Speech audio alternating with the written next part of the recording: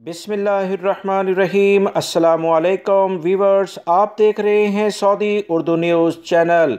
Saudi Arab में बहुत सारे गैर मुल्की भाई जो यहाँ पर रोज़गार के लिहाज से मौजूद हैं, वो अपनी फैमिली को विज़िट वीज़े पर बुलाते हैं। विज़िट वीज़े के दौरान अगर इनके यहाँ किसी बच्चे की वलादत होती है तो उस बारे में सऊदी महकमा पासपोर्ट का एक अहम बयान जारी हुआ, जो कि बहुत सारे गैर मुल्की अफराद के लिए मालूमात में इजाफे का सबब बनेगा।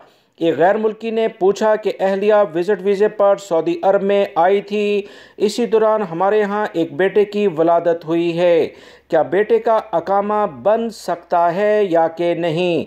सऊदी महकमा पासपोर्ट एंड इमिग्रेशन जवाज़ात के कवानीन के मुताबिक जवाज़ात ने एक अहम जवाब दिया है। उसके मुताबिक अकामा सिर्फ़ और सिर्फ उसी सूरत में बनेगा जब माँ और बाप यानी कि वालिदैन दोनों ही सऊदी अरब में अकामे के लिहाज से रिहाइश पजीर हों। अगर ऐसा नहीं है तो बच्चों के अकामे किसी भी लेवल पर नहीं बन पाएंगे। विज़िट वीज़े पर इन दोनों में से कोई भी होगा तो बच्चों के अकामे नहीं बन पाएंगे।